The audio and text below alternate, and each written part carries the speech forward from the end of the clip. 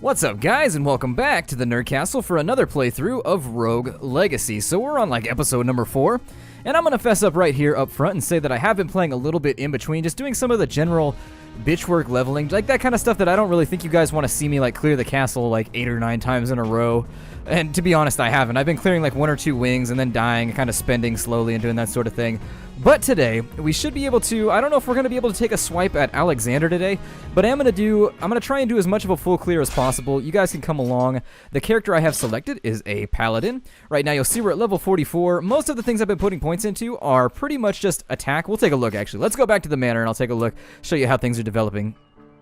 Here we are. So you'll see that I added a number of levels to our weight distribution so that we can have better gear. I've also added a ton of HP, to be honest. Our HP is getting about to the realm where I want it to be. I think another 5 or 6 levels of HP and I'll be happy for a full game clear.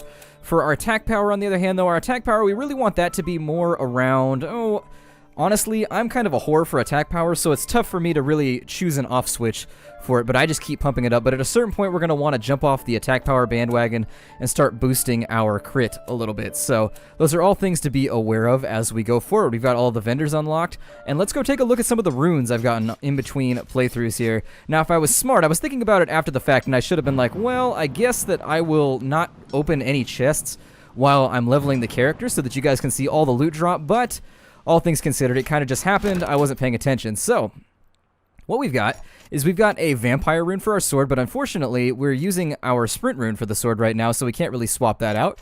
We've also got a vampire rune for our helmet, which is really cool. We've gotten ourselves a vault rune, which we talked about earlier, lets you double jump. We've also got the retaliation rune, which I'm not sure if we talked about, but it just reflects damage onto your enemies, a sizable amount of damage actually, and it destroys static things like spike balls that are bouncing around as well.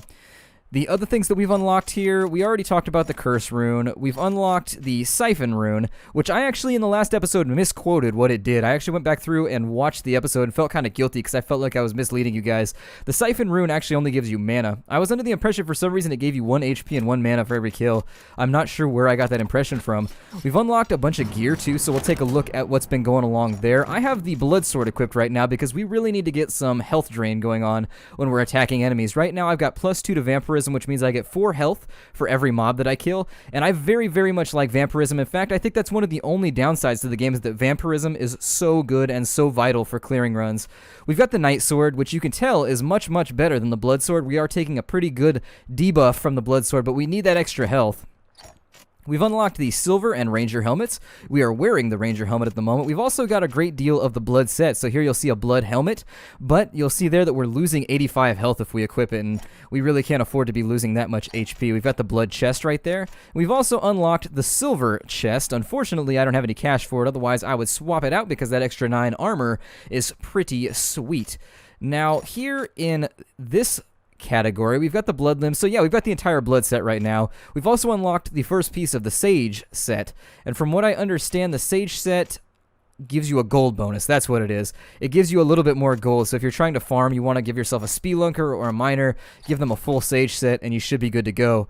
We've also got the blood cape and the night cape. Unfortunately, not really equipping them right now. Don't have the money, the time, or the patience. But now that we've done the recap, we've talked about everything that's been unlocked in between runs. Let's go. Let's do this thing. We're going to start out by clearing the general dungeon first. And let me take a look and figure out what this character's abilities are, because I have forgotten at this point. So we are Lady Blair. And we have, let's see here, hypergonadism. We knock enemies out of the park. Okay. And so that's going to do its thing there. We've got a reasonably decent character for a good gold run. We don't have miners or anything like that unlocked. I don't really use miners anyways. They tend to get on my nerves. They don't hit very hard. They don't do a lot of damage. So I prefer guys that'll just wipe everything out. Hopefully I'll have my A game here. Oh, and they almost took me out. Twice. I'm just having all kinds of brushes with danger here today. And there we are. So finally that pesky turret is out of my hair. If I had any, that is. I am a firm proponent of the head shaving. For whatever reason, it just seems to make life easier. I went a long time through life I was really, really into heavy metal for a while.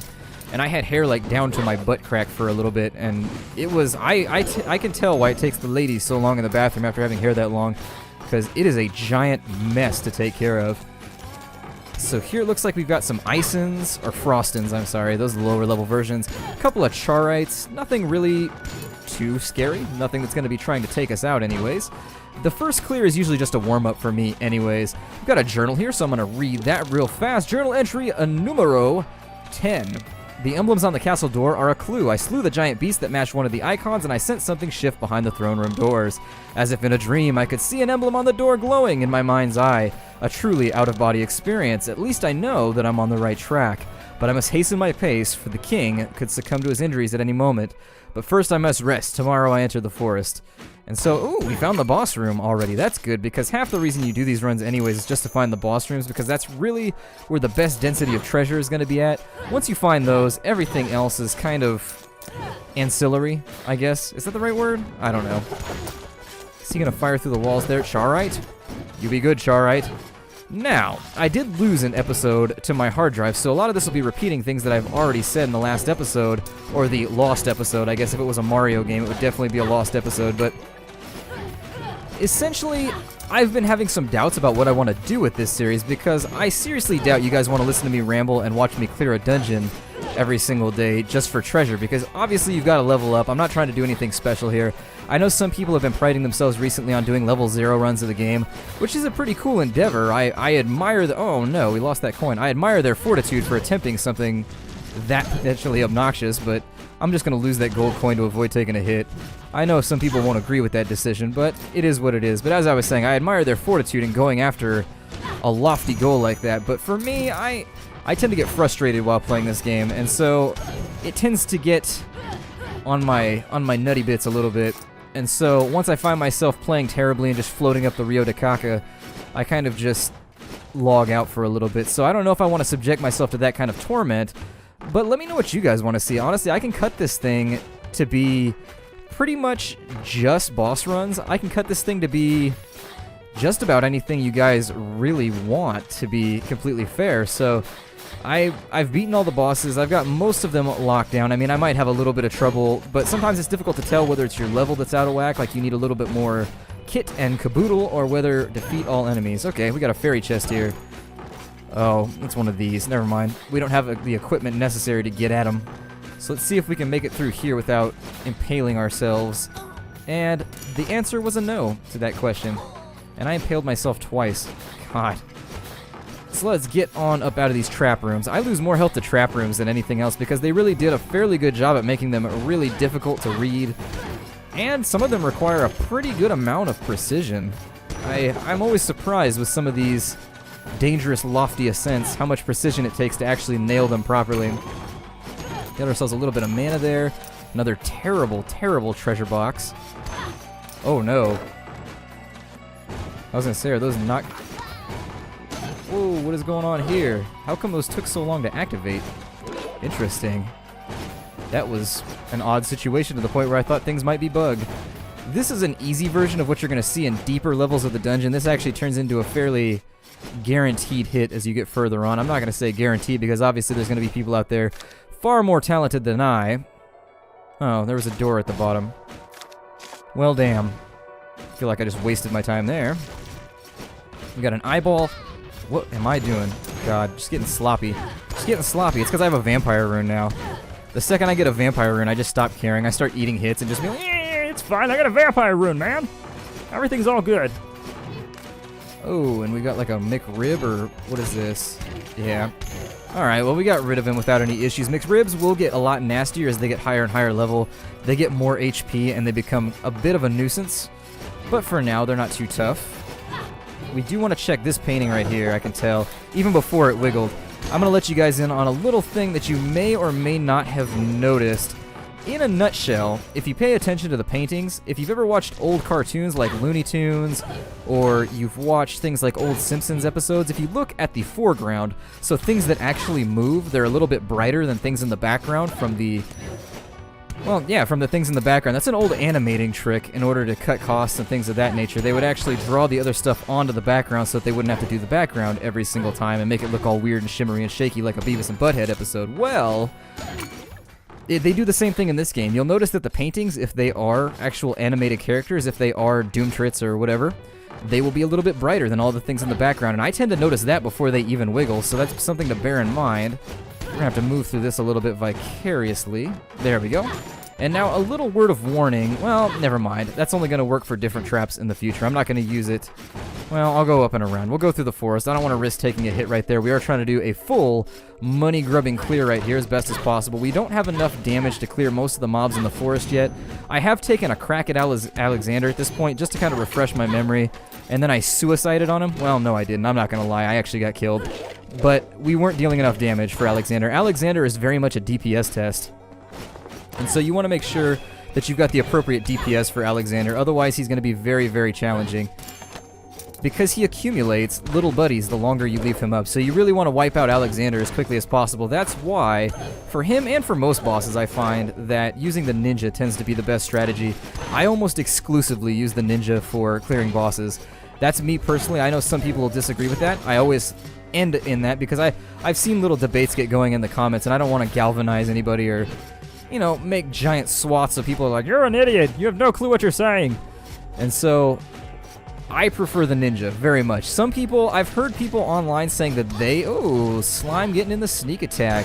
Cheeky little bastard. I've heard some people say that they very much prefer the barbarian for clearing bosses, but that requires a bit too much precision for me. I prefer to wipe the boss out quick because I've found that the longer I play the game, the more mistakes I make. I tend to get frustrated as I eat hits, things of that nature. And so for my playstyle and my personality, the ninja gets the job done quickly so that I don't have to risk. Wow, this room is horrid. We'll see what we can do here. Cleave through a couple of them really quickly. Ooh, they're firing on alternating currents too. You progressively electrical bastards. You and your... Wait, was it... I always forget if it's Tesla who did alternating current? I think it was. Maybe? I always get it mixed up. I always forget who did it. I was going to make a Tesla joke, but I can't remember the reference now. My brain... Oh, no! Oh, I totally sprinted right there. Apparently, my trigger key is not working so well. This is a very old... I got this Xbox controller that I'm playing with. It was the one that came with my white Xbox that I got when I first got an Xbox, like, at launch. So this thing is just ridiculously loose at this point. I didn't think I was going to dodge that one. I was hoping. It was a hope and a prayer. I'm not going to read these development journals right here. This one is for a point-and-click adventure that the developers did. Oh, that is fun. Let's see if I can work my way past this gent. There we go. Get ourselves a little bit of treasure there. And it never hurts to bum rush. If you've got a singular mob in a room, especially with those eyeballs right there. Ooh, cutting it close right there. Definitely singeing the hair off my butt cheeks, but that means when he gets home, or when she gets home to the boyfriend, he shall enjoy a delightfully unfurry booty. I was gonna say when she gets home, or when he gets home to the girlfriend, but you know. Ooh, we're in the Maya now, so let's take a look around and figure out what we missed down there in the forest. Let's see here. I'm always missing things in this game, always. It looks like there's a door back in here. I'm gonna watch out for spikes a little bit. Knock him back a tad so that he can't fire the fireballs down and into my little grassy domicile. See who I can kill here by being rapidly sneaky. Very sneaky, sir. And I definitely don't want him around. Those mobs tend not to be that difficult. They just kind of throw a monkey wrench into everything else that you're doing. They're a complication mob. They add unneeded complication. Now what this is, this red portal right here, takes you directly to the satanic realm, the downwards place that looks like hell and it's all scary like a dungeon. Makes me need my new pair of Depends. This knockback is not going to help me with floaty mobs. In fact, it's actually just making my life more difficult to begin. Oh, he jumped. I was going to drop on his face. Unfortunately, he was adverse to that plan, and so it didn't happen. It didn't happen, at least not in the way that I want it to, and you'll see that now that we have Life Leech, my health stays pretty much peaked out. If you can kill like 8 or 9 mobs to every one hit you take, you don't even need to stack that much vampirism. Another trick I'll let you guys in on is if you got a wall like this right here, kill them through the wall, just like that. Save yourself a little bit of trouble. It's a way to minimize the risk and maximize your reward. Doing things like that, in certain cases, especially once you get down to the more difficult areas, doing kills like that, it seems cheesy until you get to the point where the mobs are just absurdly difficult, so just bear that in mind. I'm not telling you you have to use it, but keep it in your little toolkit, in your back pocket, next to your driver's license, like whatever else you keep in your wallet. Some people like to keep, well, never mind. I'm treading on the realm of offense, almost. These rooms are never any fun. And how many mobs is it going to get me with? This is one of the areas where the knockback actually works in my favor. If we didn't have a knockback right here, this entire hallway would just be Slim Pickens, but it went pretty well, so I always wonder if there was somebody named Slim Pickens. That sounds like the name of like a really, really southern guy who like works at an auto body shop. You gotta take your stuff down to Slim Pickens. He'll handle it. I don't know. This is what goes on in my brain all day, every day. Like, you guys should just be happy that you can turn off the video. Like, if you're just hating this right now, you can just downvote and bail out. Me, I'm stuck with it, man. It's been going on since I was like 12 years old, too, so just this crazy thought process. I'm gonna eat a hit here, I can tell already. I'm gonna throw an axe at him, which I will get a Chaintus. That sounds classy. That sounds like he's some kind of Roman legionnaire or something. Chaintus! Bring me my chariot, Chaintus! Chaintus? I command you to... Oh no, oh no! Yee! Alright, we're all good. We're all good. I've regained my composure. All is well. I have experimented with being able to kill these spiky balls with explosives. I haven't had any luck with it yet. I've pulled it off once or twice on accident. There are certain things that explode, and if you trigger them at the right moment, you can actually trick mobs into killing those spiky balls. I can't name specifically which mobs it was because it's been a little bit. Oh, we got another recipe. The Sage Sword. Fantastic. A sword of additional intellectual fortuitousness, I suppose. Can I get him? All right. Saving myself a little bit of effort. Leap on up in here. This has been a 16-minute playthrough. That's not bad. That is not bad for a clearing run. I mean, I could be doing this a little bit quicker if I was a little less careful, but I'm paranoid. I am super paranoid when I play this game. No, expectorating eyeball. We will have none of that here. You might think that you spit like Gaston, but sir, you have nothing on my dear, dear friend, Gaston. I don't know if it's part of my nature, but I always thought Gaston was... I always thought he seemed like a pretty cool guy, except for the whole, like, verbally abusive thing. Beyond that, though, he seemed pretty chill. He seemed like he could go to the gym with him and catch a beer with him, and he'd be alright. The Beast, on the other hand, he seemed... I don't know, everybody in that film seemed vaguely abusive towards Belle. And it's only in a retrospective. Like, as you get older watching these things, you start to notice, you're like, wow, really, Belle didn't have a whole lot of choices there. Whatever time period this took place during, and judging from the fold-over boots and so forth, I'm going to say, like, maybe, like, the 1600s or 1700s. Judging from the choices she had, honestly, she probably wasn't going to come out very well in either case. 5,500 gold. Still not enough for the upgrades that I would like. It looks as though we've cleared the majority of the forest, however, so let's teleport our way out of here. We'll go take a look at the Maya, and in the next episode, I'll probably hit up Alexander, unless the mood strikes me. If we clear the Maya, I may come back and take a swipe at Alexander, but until then, we have to go through a bunch of blank rooms here. I think this is probably going to be the best teleportation. I love the way that he teleports, or he, she, it, we, they teleports, just like Mega Man. I don't know if you guys ever noticed that, but the Mega Man teleport was a giant nostalgic thing for me. It's weird how this game tickles my memory bone about Mega Man.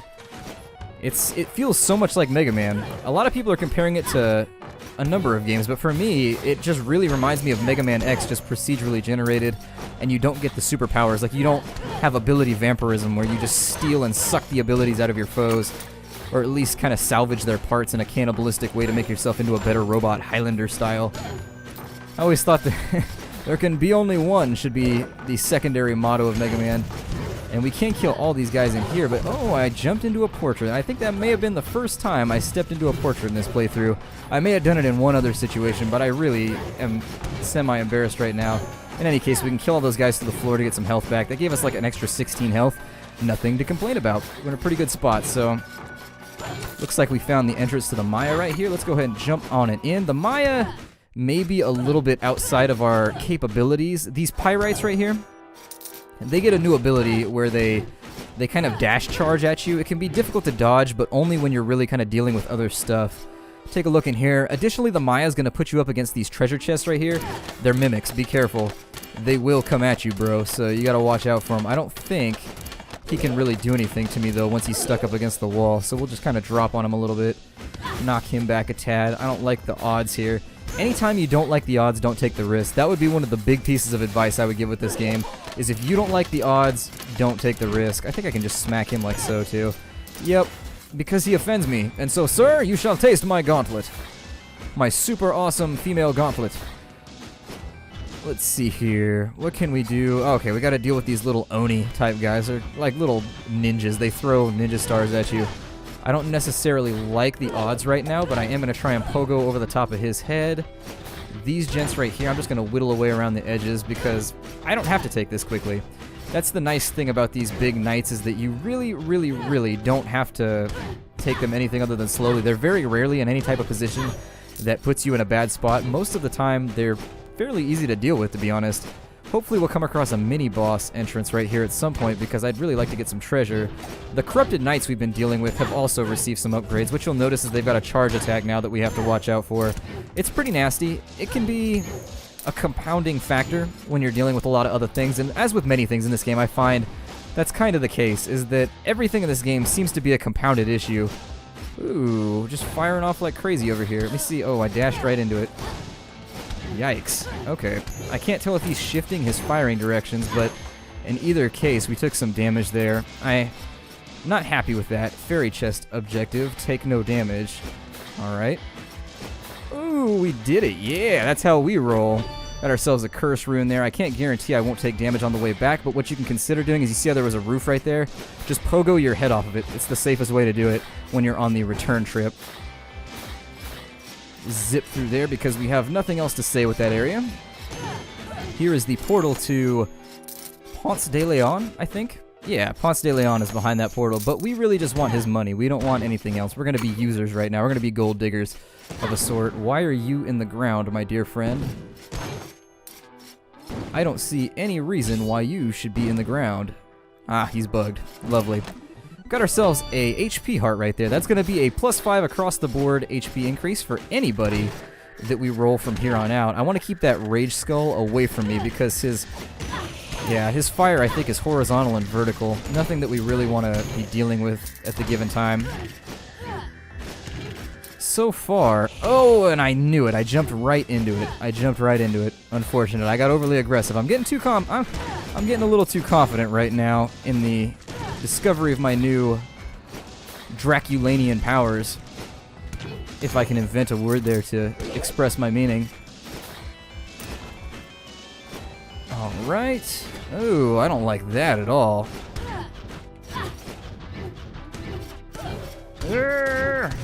Wow. I'm not even gonna lie to you guys, that was mostly luck.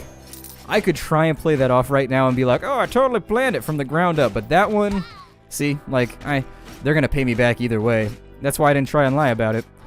Let's drop down here and see what's going on. This wolf should jump up to meet us, I think. Oh, he's gonna jump up twice. And we gotta deal with him first because he's the quickest. Oh, well that takes care of him. Let's steal for, ooh, the silver sword. So here's the point at which this whole situation becomes a little, ooh, he hits hard. 90-something damage off him. See what I can do here. We do have knockback, so I'm not absolutely terrified of the wolves like I normally am, but we are taking some damage here.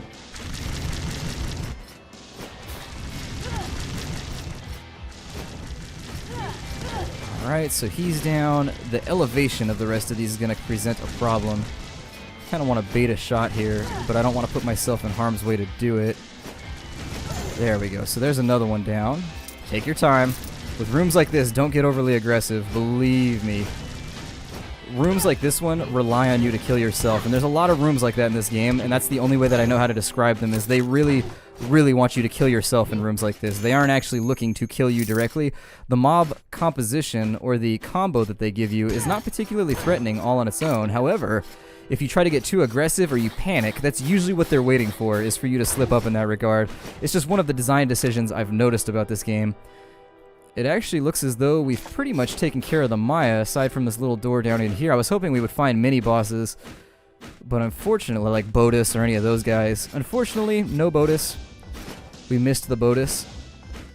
Oh, that's fun. Let's see what we can do here. So we got two of them. And there it is. We got ourselves another fairy chest. A vault rune for our chest plate. So now we can triple jump, which is going to be pretty sweet. And I think that's it for the Maya, sorta. Looks like over there on the right, there's a little more Maya, which begs the question where that connects. Oh, it connects to the bottom right here. Okay, so let's swing back around, finish this off, and then maybe do a little bit of health farming, and maybe we will take a stab at Alexander in the last remaining few minutes of the episode. Oh, God. Alright. Kind of catch the rhythm of this room for just a moment. There we go. Ah. Ooh, I had a feeling. Alright, well, that's that. We've got about 25 minutes in. I accomplished more or less what I wanted to with this episode, so I'm pretty happy with the results. I'm not going to cry too heavily about it. We cleared out a lot of mobs on that go. I was glad you could join me here at the Nerd Castle. Hopefully I instilled at least a little bit of advice from my hard-won murderous deaths here in the castle. I hope you will enjoy it, but let's spend a little bit of our money here before the next episode. I'm not going to go with the Archmage, a giant ninja, if there could be anything more terrifying. I'm actually going to go with the Paladin. I like him a little bit more. He's also got an ability we haven't explored yet, which is Electrophobia. Electrophobia does not actually make you afraid of batteries or electricity or robots or anything of that nature. It makes you afraid of chickens. Now, I'm going to explain to you right now, electrophobia is a great, great trait. First and foremost, every time a chicken leg drops, it comes to life and runs around. So why does this make this a good thing? It sounds like a bad thing. Well, when you kill the chicken leg, you get free HP from the kill from your vampirism rune. So you're getting, if you have like 4 vampirism, you'll get 8 extra HP from each chicken leg with electrophobia. When I'm doing clearing runs, electrophobia is what I look out for first. So we're going to take him and I'll show it off to you guys in the next episode. Let's spend some of this dosh here.